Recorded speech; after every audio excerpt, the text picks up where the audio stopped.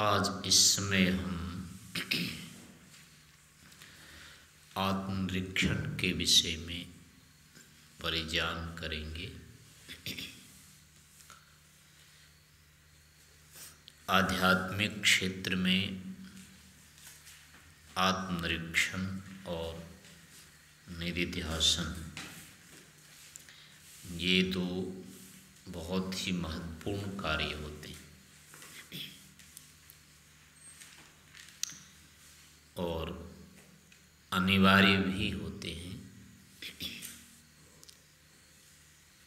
आध्यात्मिक जो प्रगति होती है, इस क्षेत्र में जो उपलब्धि होती है, उसमें ये दोनों ही क्रियाएं बहुत अधिक साधक होती है, सहायक होती हैं। यद्यपि यम नियम आदि का अनुष्ठान आधारभूत होता है, आधार के रूप में किया जाता है, तो उससे स्थिति क्या होती है? टिकती है, टिकी भी रहती है, बनती भी है। लेकिन ये दोनों जो क्रियाएं होती है, ये विशेष रूप से प्रेरक होती है। जिस प्रकार से बलात् कोई कार्य करने की इच्छा नहीं होती है, फिर भी अगर करा दिया जाए, दूसरे की प्रेरणा से वो क्रिया हम कर लेते हैं, तो वहाँ जैसी स्थिति होती है, ऐसे ही स्थिति इन दोनों के माध्यम से इस क्षेत्र में होती है। और ये दो कार्य यदि नहीं करते हैं, आत्मनिरीक्षण और निधिध्यासन, तो अभिष्ट या कहीं शीघ्र प्रगति फिर नहीं हो पाती है।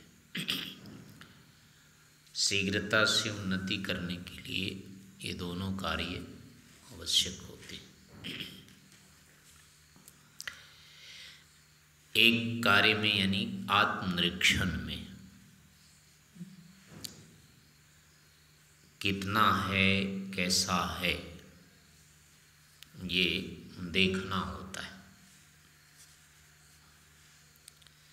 और निधिध्यासन में फिर उसी को निर्णायक निश्चित करना होता है, निर्णित करना होता है कि ऐसा ही ये रहेगा। अनुचित है तो उसको ठीक कर दिया जाता है, उचित होता है तो उसको निर्धारित कर लिया जाता है। तो जो निधिध्यासित विषय होते हैं वो फिर आचरण में आने लग जाते हैं। निधिध्यासन से पहले जो आध्यात्मिक विषय होते हैं वो आचरण में नहीं आते। ठीक है, अपना टाल मटोल करके जैसे तैसे उसका निर्वाह तो करते रहते,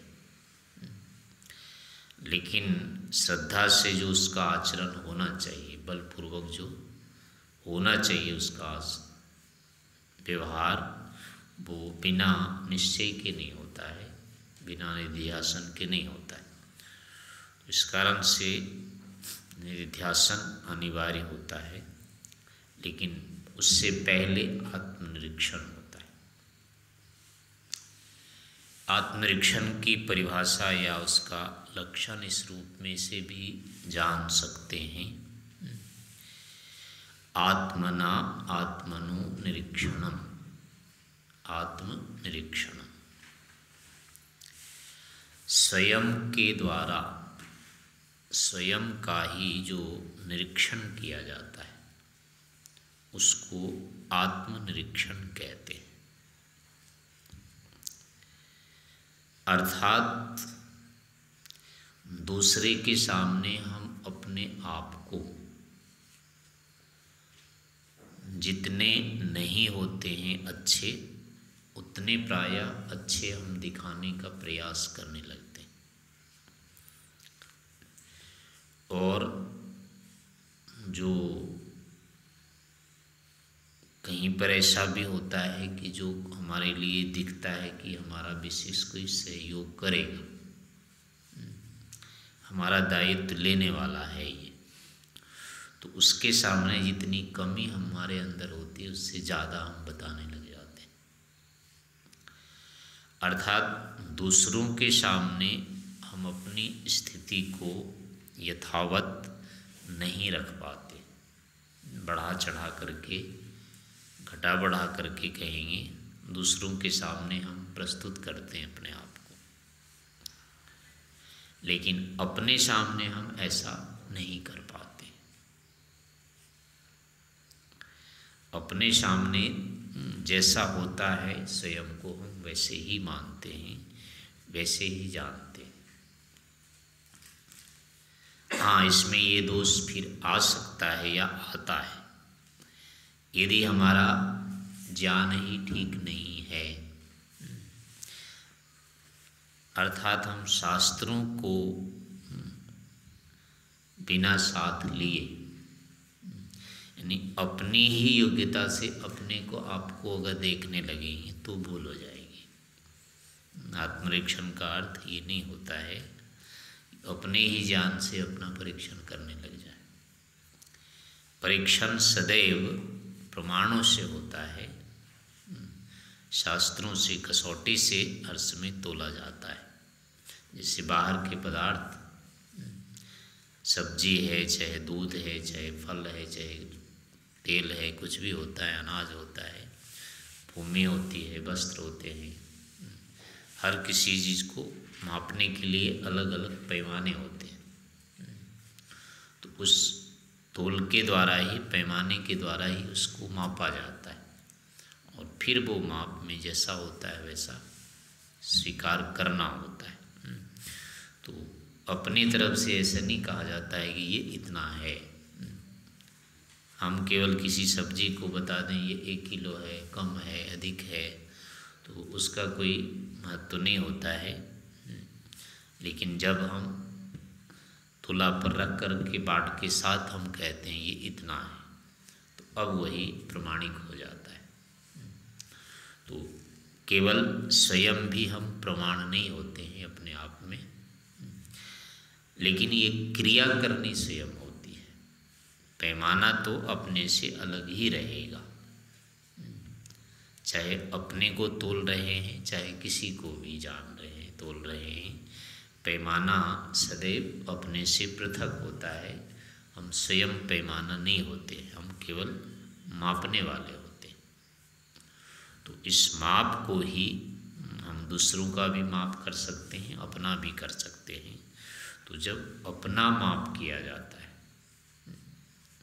अपने को जब नियमों के साथ, शास्त्रों के साथ मिलाना होता है, तोलते हैं, तो उस क्रिया को ही आत्मनिरीक्षण कहा जाता है।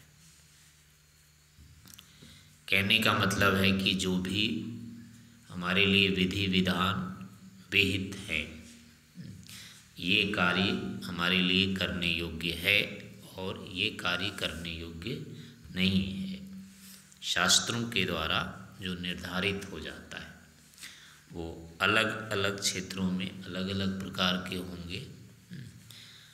वर्ण और आश्रम की व्यवस्था से सभी के जो अधिकार होते हैं, कर्तव्य होते हैं, दायित्व होते हैं, व्यवहार होते हैं, वो शास्त्रों के द्वारा विहित है। इसको ये कार्य करना है, ये कार्य नहीं करना है, इसको ये कार्य करना है, ये कार्य नहीं करना है। ऐसे सभी आश्रमों के लिए, सभी वर्णों के लिए, आश्रमों के लिए उसके अपने अपने कर्म विहित होते हैं और कुछ कर्म जो हैं निषिद्ध होते हैं। तो आत्मनिरीक्षण के द्वारा साधक जो होता है विशेष रूप से, अब वो साधना के क्षेत्र में, योगाभ्यास के क्षेत्र में शास्त्र के द्वारा क्या विधान विहित हैं, कौन से नियम स्वीकार किए गए हैं हमारे द्वारा, उन्हीं को फिर देखना होता है कि जो भी नियम हमने लिए हुए हैं उनका हमने आचरण किया या नहीं किया। किया तो फिर कितनी मात्रा में किया, कितनी मात्रा में करना चाहिए था, और जो नहीं करने थे उसको कर तो नहीं लिया, कर लिया तो कितनी मात्रा में कर लिया।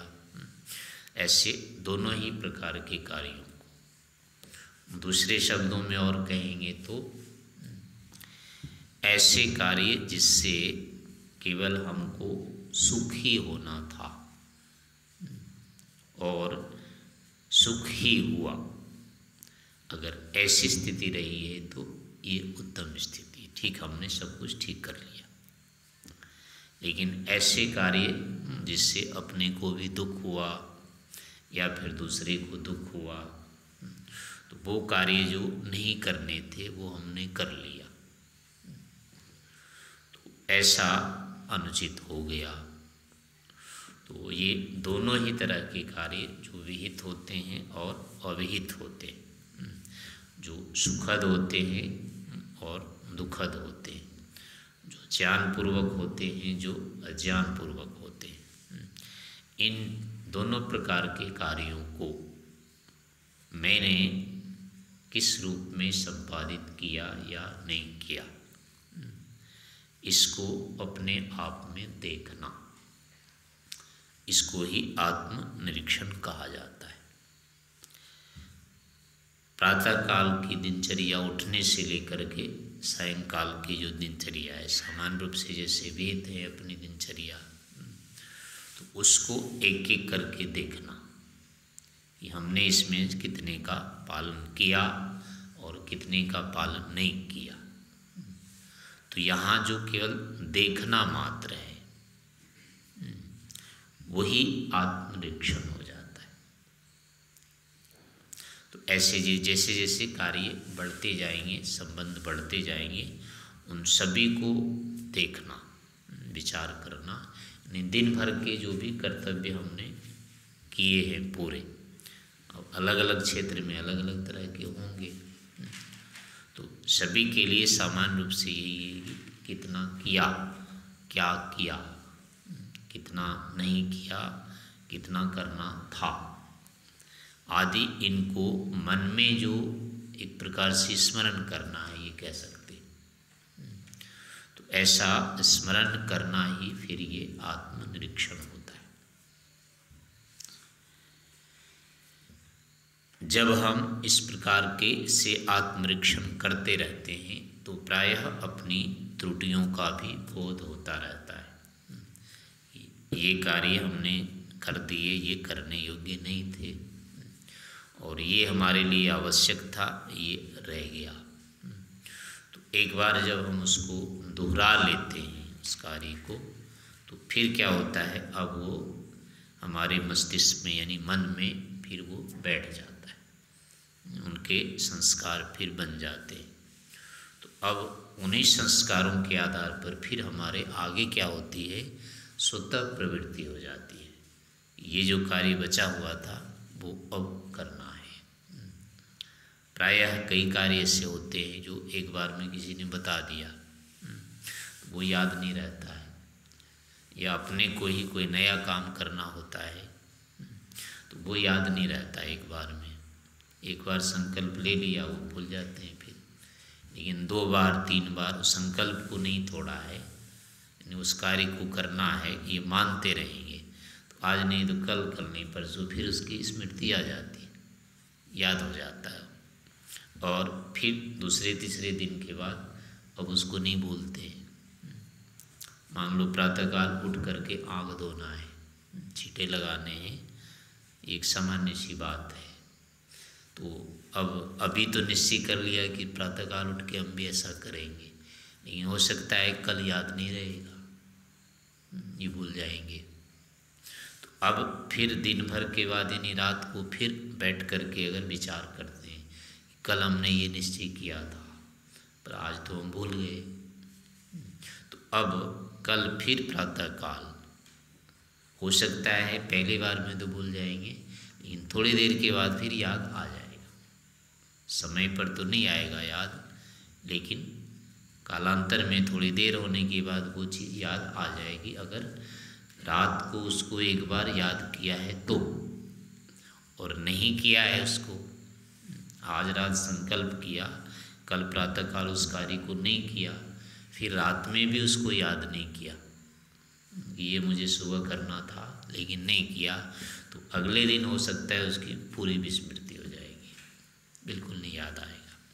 लेकिन रात को दोबारा सोच लिया उसको, ये करना था नहीं कर पाया, तो अगले दिन फिर क्या होगा, फिर वो स्मृति में हो सकता है समय पर ना आए लेकिन विलंब में आ जाएगी उसकी स्मृति। और दूसरे दिन फिर मान लो याद कर लिया कि चलो आज भी छूट गया है, तो तीसरे दिन तो कम से कम फिर वो समय पर ही आ जाएगी वो बात, स्मरण में स्मृति वो आ जाती है।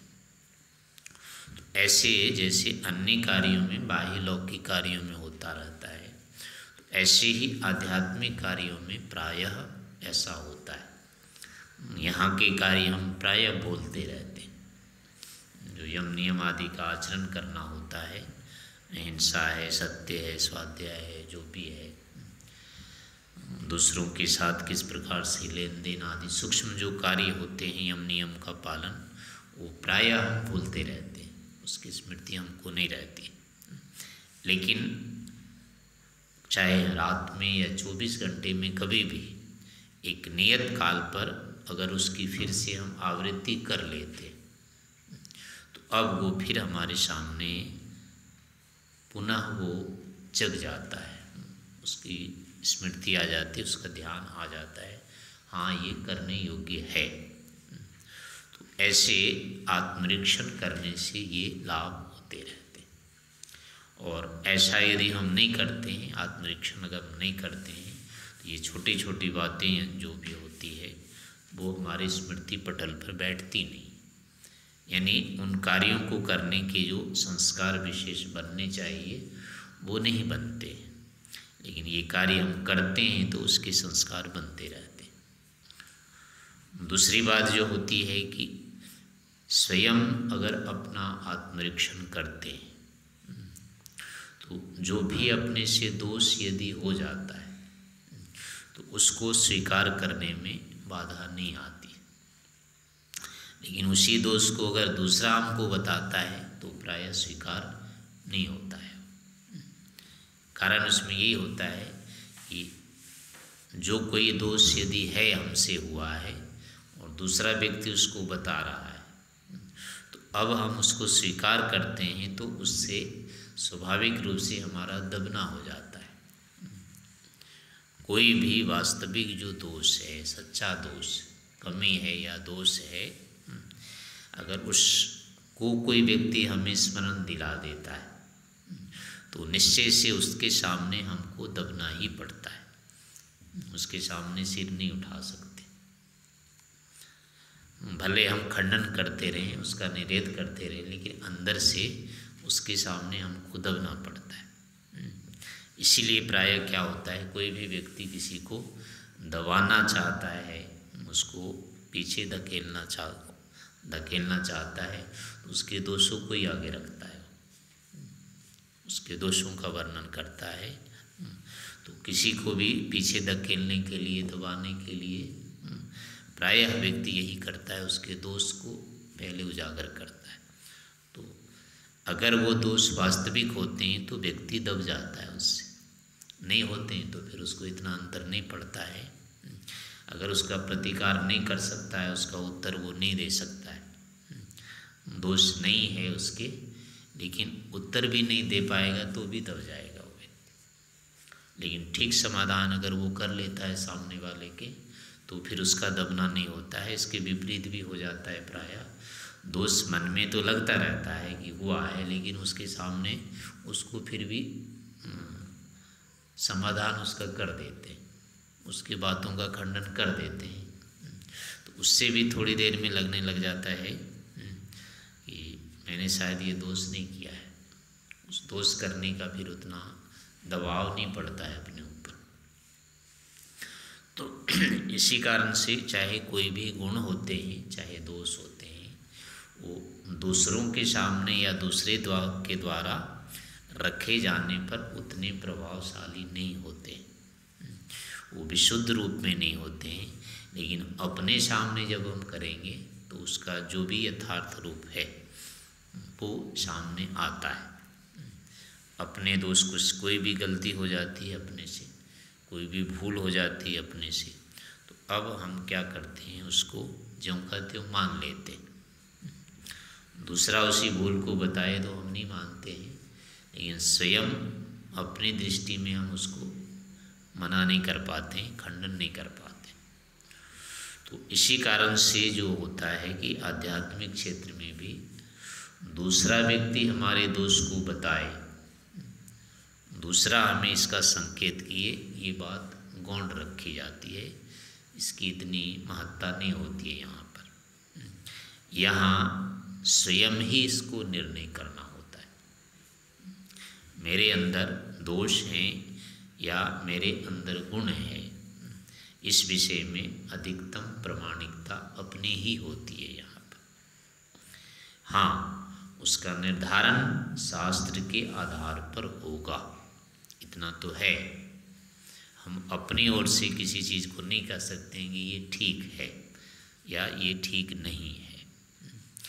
आध्यात्मिक क्षेत्र में ऐसा कभी नहीं लिया जाता है। कोई भी क्रिया है, कोई भी बात है, उसके बारे में स्वयं को प्रामाणिक माना ही नहीं जाता है। अपनी ओर से हम नहीं कह सकते हैं कि हाँ ये ठीक ही है। जिसको भी हम ठीक कह रहे हैं, हमको उसके लिए प्रमाण देना पड़ता है, इस कारण से ये ठीक है।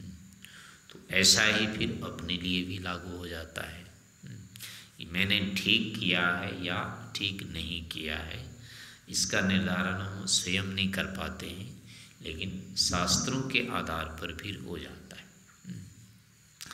शास्त्र में कह दिया कि आक्रोश नहीं करना चाहिए, क्रोध नहीं करना चाहिए, वहाँ लिखा रहता है। अब हम किसी के साथ बातचीत कर रहे हैं या किसी ने हमारा कोई कार्य बिगाड़ दिया, अन्य हमारी इच्छा के अनुसार उसने नहीं किया, तो अब उसके ऊपर हो सकता है कि हम बहुत तीव्र ना बोलें, लेकिन उस पर क्रोध आया कि नहीं आया ये अपने को पता चल जाएगा। अपने को पता चलता है कि ऐसा हो गया। हो सकता है सामने वाला उसको नहीं भी पकड़ेगा, लेकिन अपने सामने ऐसा नहीं होगा कि मेरे मन में आया कि नहीं आया, ऐसा नहीं हो पाता है। वो जैसा भी होता है मन में आ जाता है। ऐसे भी किसी वस्तु को अब है देखने के बाद अब उसमें आकर्षण हुआ कि नहीं हुआ, उसके प्रति मन में ले लेने की, उसको प्राप्त कर लेने की इच्छा हुई या नहीं हुई। हो सकता है सामने वाला उसको नहीं भी पकड़ेगा, लेकिन अपने को वो पता चल जाएगा, यहाँ इसको हमने चाह लिया। ऐसे रूप है, रस है, गंध है, किसी भी विषय को देख करके मन में जो वो भावना नहीं आनी चाहिए थी वो आ गई कि नहीं आ गई। तीव्र आएगी तब तो सामने वाला भी उसको पकड़ लेगा, जान लेगा। लेकिन जब तीव्र भाव रूप में नहीं उठते हैं वो विचार, हल्के रूप में उठते हैं, तो ऐसी स्थिति में दूसरे को उसका पता नहीं चलता है, उसको हम स्वयं ही पकड़ सकते हैं। तो इस कारण से क्या होता है कि अब अपनी चूंकि उन्नति करनी होती है, अपने चित्त का हमको प्रक्षालन करना होता है, तो इसलिए हम दूसरे के ऊपर निर्भर नहीं हो सकते। भले ही गुरु हो, जो हमारे मानसिक दोष होते हैं, मन में जो भी काम क्रोध है, अन्य जो भी दुर्विचार हैं, इनको हमारे गुरु भी ठीक ठीक नहीं पकड़ सकते। पूरे उनको भी समझ में नहीं आ सकता है, क्योंकि इसमें हम बहुत अधिक ऐसी स्थितियां बना लेते हैं कि सामने वाले के लिए प्रकट ही नहीं होने देते। तो हम जब दूसरे के ऊपर अपने को आश्रित रखेंगे कि वो हमारा दोष बताएगा तो हम इसको ठीक करेंगे, वो हमारे को गुण बताएगा ये करना चाहिए तो हम करेंगे, ऐसे दूसरे ऊपर अगर निर्भर रहेंगे तो उन्नति नहीं कर सकते हैं। क्योंकि दूसरे को हमारी स्थितियों का पूरा पूरा पता ही नहीं चलता है। इसलिए आध्यात्मिक क्षेत्र में स्वयं ही व्यक्ति अपना गुरु होता है, स्वयं ही अपना गुरु यहाँ बनना पड़ता है।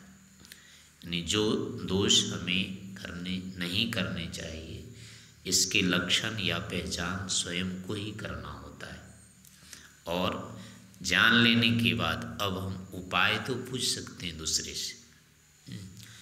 कोई भी जो दोष हम कर रहे हैं उसका क्या निदान हो सकता है, उसको हटाने के क्या उपाय हो सकते हैं, इसका परिज्ञान अपने को हो ये आवश्यक नहीं होता है, ये नहीं भी आता है समझ में।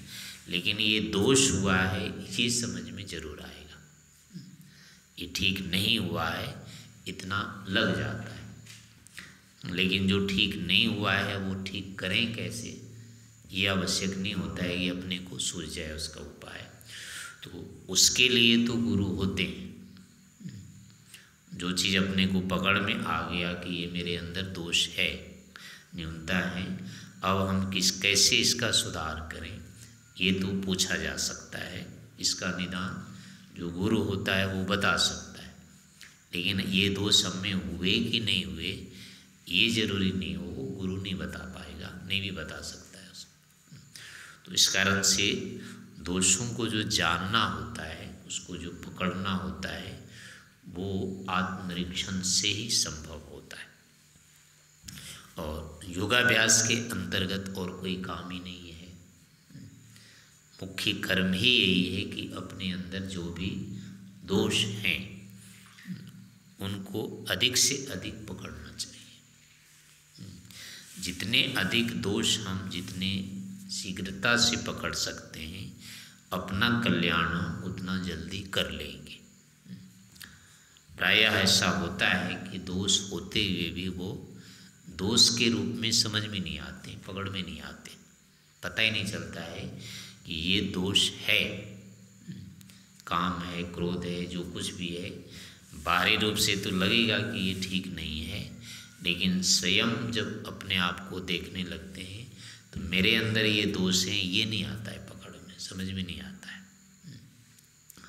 तो इसके लिए फिर जब तक हम विशेष रूप से सूक्ष्मता से अपना अध्ययन नहीं करते हैं तब तक ये समझ में नहीं आता है, पकड़ में नहीं आता है। और जब तक नहीं लगेगा कि ये दोष है तब तक उसको छोड़ने की भी कल्पना हम नहीं कर सकते। कोई भी जो पाप है, अन्याय है, अधर्म है, उसका जो मूलतः विनाश होता है वो केवल अपने द्वारा होता है, दूसरे के द्वारा नहीं होता है। उदाहरण के लिए कोई चोर है व्यक्ति, तो उस चोर की चोरी हम केवल दंड से नहीं हटा सकते। उसको कितना भी दंडित करो, मारो पीटो, सब कुछ करो, इतना करने के बाद वो चोरी छोड़ देगा, उसकी मूलतः चोरी चली जाएगी, ऐसा नहीं कहा जा सकता है। ये चोरी केवल तभी जाएगी पूरी तरह से जब उस व्यक्ति ने मान लिया कि हाँ मेरे अंदर ये दोष है। उसको जब लग जाता है कि ये चोरी है और करने योग्य कर्म नहीं है ये, इसके बाद अब वो हट जाएगी। यानी उसके अपने आप स्वीकार किए बिना, चाहे उसको जितना दिन जेल में रखा जाए, जितना भी उसको दंडित किया जाए, जितना भी मारा पीटा जाए, जितने दिन तक उसके पीछे पुलिस रख दिया जाए, कुछ भी कर लिया जाए, लेकिन उसके मूलतः हटने का ये बाहर के कारण होते नहीं है। ठीक है, जितने काल तक उसको कोई देखने वाला है उतने काल तक वो नहीं करेगा, लेकिन उसके हटते ही वो कर लेगा उसको। लेकिन जब अपनी ओर से व्यक्ति इसका निश्चय कर लेता है कि ये तो नहीं करना चाहिए, ये करने योग्य नहीं है, तो अब उसको सिपाही की, सेना की, पुलिस की, किसी निरीक्षक की आवश्यकता भी नहीं रहती। फिर वो अपने आप उस दोष को छोड़ देगा। तो ऐसे ही काम है, क्रोध है, लोभ है, जितने भी मानसिक दोष ये होते हैं, इनका स्वयं अपने आप निश्चय करना होता है, यानी जानना पड़ता है कि ये दोष मेरे अंदर हैं। और जैसे ही वो निर्धारित होता है, लगने लगता है कि वस्तुतः ये दोष है, करने योग्य नहीं है, तभी से आप देखेंगे वो कम होने लग जाएगा। उसको हम अधिक से अधिक फिर नहीं करने के लिए सोचने लग जाते हैं।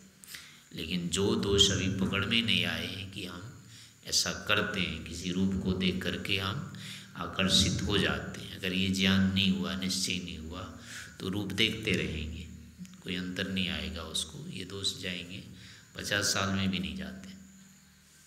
लेकिन जिस दिन ये निश्चय हो गया कि भाई इसको देख के तो मैं आकर्षित होता हूँ, तो अब उसको जितनी बार देखेंगे उतने बार उससे बचने का प्रयास होना शुरू हो जाएगा। तो ऐसे झूठ बोलने में होता है, हिंसा करने में होता है, यानी जो भी यम नियम के जितने भी विरुद्ध बताए गए हैं सभी क्षेत्रों में ये नियम लागू होता है। यानी जब हम अपना अध्ययन अपने आप करते रहते हैं, अपनी मानसिक स्थिति को स्वयं निरीक्षण परीक्षण करते रहते हैं, उसको देखते रहते हैं, जो भी हमारी आंतरिक अवस्था होती है वो हमारे सामने आती रहती है और फिर उसके अनुसार अब हमारा अगली प्रवृत्तियाँ होने लग जाती है। तो अब ये अलग बात होती है कि आत्मनिरीक्षण से जो चीज़ हम जानते हैं अब उसको फिर निधिध्यासन के माध्यम से पुष्ट करना होता है। यानी दोष यदि है तो उसको निश्चय भी करना पड़ता है कि हाँ ये दोष है और इस कारण से दोष है। ये फिर निधिध्यासन का विषय हो जाता है, आगे अलग हो जाता है, केवल देखने मात्र से वो पता नहीं चलता है, लेकिन एक सामान्य ज्ञान हो जाता है, हाँ ये चीज़ मेरे अंदर है। अब वो ठीक है कि ठीक नहीं है ये अलग विषय हो जाता है, उसको निधिध्यासन से किया जाता है। ऐसे ही गुणों के विषय में भी होता है। सामान्य रूप से आप देखेंगे कि ईश्वर है, मोटे रूप में यही लगेगा कि मैं तो ईश्वर को मानता हूँ, लेकिन इसको फिर आत्मनिरीक्षण से देखें, सूक्ष्म रूप से अपने अंदर देखें तो लगेगा भीतर कि मैं तो ईश्वर को नहीं मानता, कहाँ ईश्वर है, कुछ नहीं है, कोई नहीं होता है। तो ये अपनी क्या है, एक दोष की स्थिति है। ये तब तक बाह्य रूप से कभी नहीं पता लगेगा। कितने ऐसे विद्वान हो जाते हैं जो घंटों घंटों मंच पर ईश्वर के बारे में बोलते हैं, अच्छे से अच्छे प्रवचन देते हैं, लेकिन मंच से उतरते ही कहाँ ईश्वर होता है, क्या उल्टे बोलेंगे फिर उसके बारे में, कोई उनकी प्रवृत्ति उस विषय में नहीं होती है। तो केवल जो वाणी है ये लक्षण नहीं है, किसी वस्तु का यथार्थ ज्ञान है, उसको तत्व ज्ञान है, ये उसका लक्षण नहीं है कि उस बारे में वो अच्छा बोल लेता है, उसको प्रस्तुत कर देता है, आवश्यक नहीं होता है। लेकिन वही व्यक्ति अपने आप अंदर जब देखेगा कि मैं इसको मानता हूँ या नहीं मानता हूँ, तो उसको पता लग जाएगा कि ये शब्द तक केवल है, मैं जानता हूँ, अर्थतः तत्वतः मैं इसको नहीं जानता। ऐसे ही अपने स्वरूप के बारे में है, या जो भी होते हैं, हम अपने शरीर को नित्य मानते हैं कि अनित्य मानते हैं, ये ऐसे पता नहीं चलेगा जब तक सूक्ष्मता से, शांति से, शांत एकांत होकर के बैठ कर के नहीं देखेंगे अपनी स्थितियों को। भीतरी रूप से जब हम देखने लगते हैं कि वस्तुतः मैं अपने शरीर के विषय में क्या मानता हूँ, मेरी क्या मान्यता है, तो ऐसा बार बार जब अपने अंदर हम देखते हैं तो पता लगता है वस्तुतः शरीर को मैं अनित्य नहीं मानता, इसको तो मैं नित्य ही मानता रहता हूँ। ऐसे संसार को भी है, हर व्यक्ति कहने को तो कहता है कुछ नहीं रहेगा, सब जाएगा, किसके पास क्या रहा है, लेकिन वही व्यक्ति जब अकेले बैठ कर के उस बात पर विचार करे तो उसको पता चलता है ये तो कहने तक है, उसको ही समझ में नहीं आ रहा होता है वो चीज़।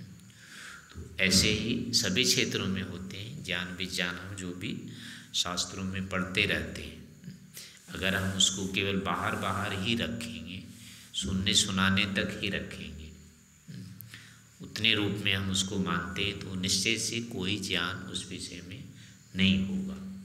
उसके लिए फिर अनिवार्य होता है कि हम चुप हो करके, बिना बोले, अपने मन में फिर उसको दोहरा के देखें। मैं इस विषय को जो पढ़ा हूँ, सुना हूँ, उसको वैसे जान रहा हूँ कि नहीं, मान रहा हूँ कि नहीं। यही आत्मनिरीक्षण की स्थिति होती है। शास्त्र में पंक्तियाँ हम पढ़ लेते हैं, पढ़ लेने के बाद आप देखेंगे इस पुस्तक बंद कर दो, अब उसकी कोई अनुभूति नहीं होगी। लेकिन पढ़ते रहते हैं तो लगता है हमको तो ये पता है, हम तो ये जानते हैं, पन्ने उलटते जाओ, उसमें जितना लिखा है वो सारा याद रहता है, तो लगता है ये तो सब हम जानते हैं। लेकिन पुस्तक बंद करके फिर देखो उसको, तो लगेगा हम कुछ नहीं जानते। तो अब जिस भी शास्त्र को हम पढ़ रहे होते हैं, तो अब उसमें क्या होता है, फिर उसको बंद करके फिर अंदर से हम देखते हैं। अगर आंख बंद करने के बाद फिर वैसे ही वो दिखते लगे अर्थ, जो पुस्तक पंक्ति देखने पर जो अर्थ दिखाई देता है, आंख बंद करने पर, पुस्तक बंद करने पर भी अगर वैसे वही दिखे, तो समझना चाहिए कि यह विषय हमको समझ में आ गया है। और अगर वो नहीं दिखता है आंख बंद करने पर, तो उसका अर्थ होता है कि अभी हम इस विषय को समझते ही नहीं हैं। जो कुछ भी हम पढ़ रहे होते हैं, सुन रहे होते हैं, लिख रहे होते हैं, इसलिए बाद में बैठ करके सुन रहे हैं तो सुनने के बाद, या पढ़ रहे हैं तो पढ़ने के बाद, कालांतर में फिर हम उसी चीज़ को आंख बंद करके, यानी अपने आप में फिर उसको देखते हैं। तो अब वो चीज़ सामने आ जाए तो इसका मतलब है हाँ, इसको हम जान रहे हैं। लेकिन वो जानते हैं कि नहीं जानते हैं, जब हम ऐसा करते हैं, उसको दोबारा देखने का प्रयास करते हैं, तब पता चलता है। तो यही जो प्रक्रिया होती है, ये आत्मनिरीक्षण की प्रक्रिया होती है। जिस चीज़ को भी हमने देखा, जिस चीज़ को भी हमने सुना, जिसको भी हमने पढ़ा, जो भी हमने संकल्प लिया, जो भी हमने व्रत लिया, जो भी हमने माना, स्वीकार किया, उसको कालांतर में फिर से अपने अंदर उसको देखना, जानने का प्रयास फिर से उसको करना। तो ये जो क्रिया होती है, ये जो विधा होती है, ये आत्मनिरीक्षण कहलाती है। तो आध्यात्मिक क्षेत्र में यह क्रिया जो बहुत ही अनिवार्य होती है, और इसके करने से हमारी बहुत शीघ्र उन्नति होती है, और नहीं करने से आध्यात्मिक क्षेत्र में उन्नति नहीं होती है। तो ऐसा मान करके इन क्रियाओं को करते रहना चाहिए, ये समझना चाहिए।